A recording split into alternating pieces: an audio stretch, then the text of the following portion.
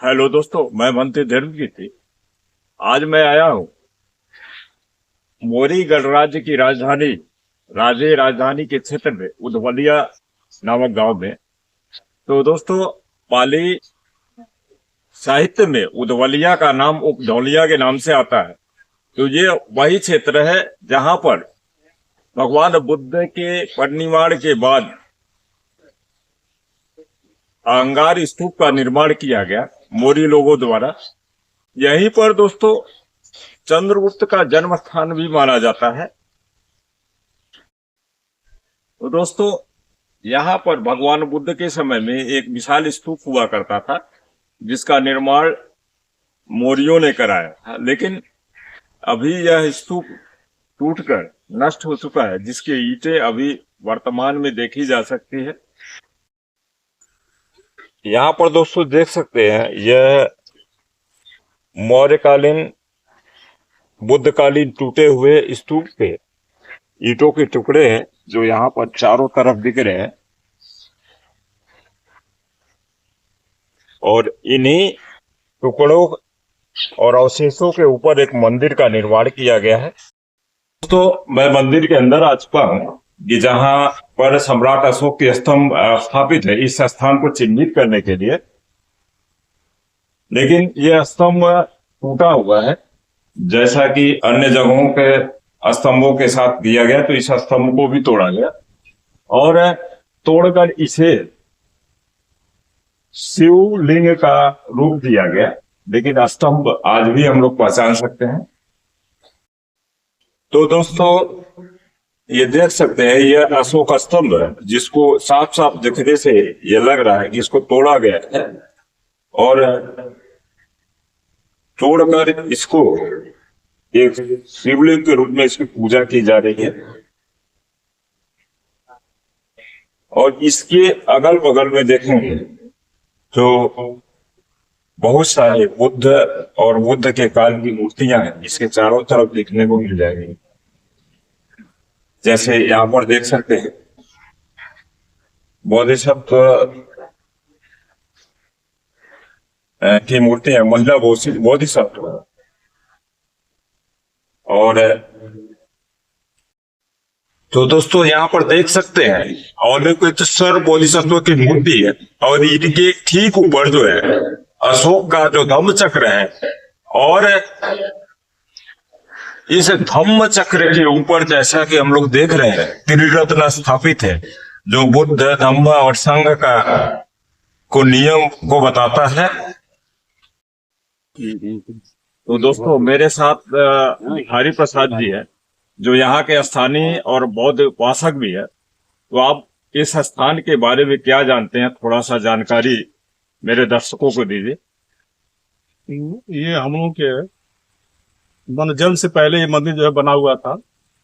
यहाँ पर ये पता नहीं था मतलब पहले क्या था क्या नहीं था, लेकिन गांव वाले जो है इस पर मंदिर बनवा दिए। हम लोग पहले से ये मंदिर इस पे जानते हैं। अभी इस समय जो है मतलब इसका ये हो रहा है कि मतलब यहाँ पर असली क्या था, मंदिर था क्या स्तूप था पहले। अब इसी के जो है सर्च हो रहा है, क्या गलत है क्या सही है। दोस्तों, अभी मैं घुड़सहरा गांव में आ चुका हूं। तो यहाँ पर देख रहे हैं एक छोटा सा मनोती स्तूप, जिसकी संरचना अष्टकोणीय है। तो यहाँ पर खुदाई के दौरान मिला था, लेकिन इस स्थान को भी, इस मन्नत स्तूप को भी लोग शिवलिंग के रूप में पूजने लगे। तो यहाँ पर दोस्तों देख सकते हैं, इस स्तूप के ठीक नीचे यानी बगल में एक बहुत बड़ी मोटी दीवार है, जिसकी संरचना बहुत पुरानी है।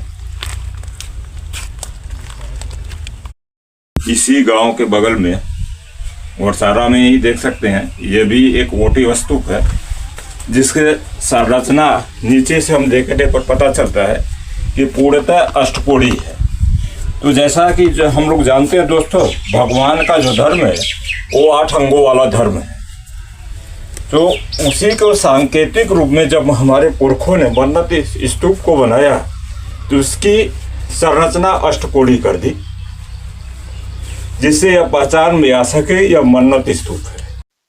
तो दोस्तों मैं आ चुका हूँ औरला नदी के किनारे और बसही गांव में।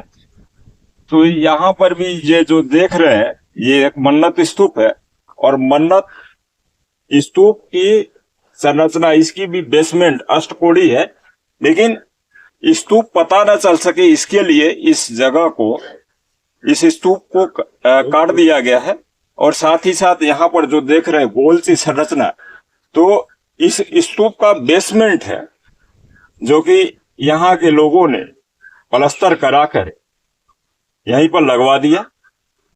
संभवतः नदी की खुदाई के दौरान नदी में मिला था। तो दोस्तों अब मैं डी घाट की टोंगरी बारी में आ चुका।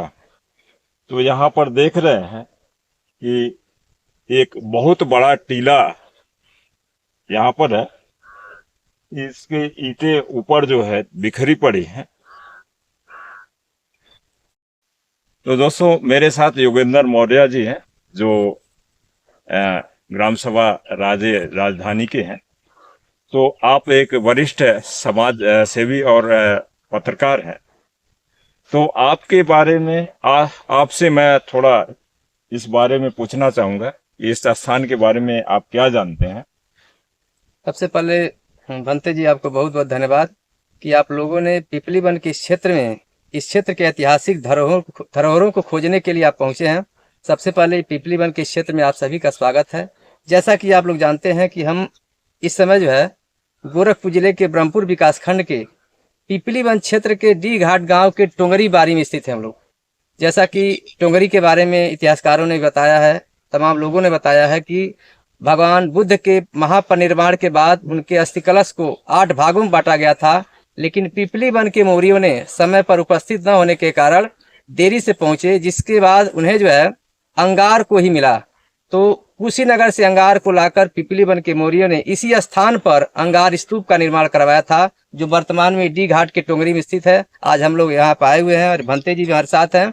तो एक ऐतिहासिक क्षेत्र है, लेकिन आज तक किसी भी जनप्रतिनिधि या सरकार ने इस क्षेत्र के बारे में नहीं सोचा कि कम से कम इसको संरक्षित किया जाए, एक अंतर्राष्ट्रीय धरोहर के रूप में घोषित किया जाए, इस क्षेत्र को संरक्षित कर दिया जाए, ताकि विश्व पटल पर इस पिपली वन का जो टोंगरी का बारी है एक स्थान बना सके, जिससे पूरी दुनिया के लोग जो इनकी आस्था से जुड़े हैं इस स्थान पे आए और भगवान बुद्ध के इस ऐतिहासिक स्थलों का दर्शन कर सके। स्थान की खोज का मुख्य श्रेय जनरल एसी कार्लायल को है। तो यहाँ पर जब वह आए थे तो इस स्थान पर अनेकों टीलों के अवशेष पाए, तो जिसमें से एक टीला यह भी है। और यहीं पर चीन के प्रसिद्ध बौद्ध भिक्षु फैयान और वेनसांग ने भी आया था। तो यहाँ पर उन्होंने इस स्थान पर अंगार स्तूप के होने का उन्होंने दावा पेश किया था, यानी अंगार स्तूप को देखा था। तो दोस्तों हम लोग जिस स्थान पर खड़े हैं यह वही बुद्ध का अंगार स्तूप है। तो यहाँ पर दोस्तों देख सकते हैं चारों तरफ ये ईंटों के अवशेष बिखरे पड़े हैं, और यहाँ पर देख सकते हैं कुछ ईंटों के अवशेष ऐसे भी हैं कि जिन पर अलंकरण किया गया। ये जहां तक कैमरा जा रहा है तो ईंटों के अवशेष ही बिखरे पड़े हैं। तो दोस्तों यह टीला 2 साल पहले बहुत ऊंचा था, लेकिन भूमि माफियाओं ने इस स्थान की मिट्टी को खोदकर ईंट भट्ठे में प्रयोग कर लिया। तो यह दोस्तों स्थान अभी काफी उपेक्षित है और भविष्य में इस स्थान का संरक्षण करना अति आवश्यक है, नहीं तो यह स्थान अपने आप में से पूर्णतः नष्ट हो जाएगा।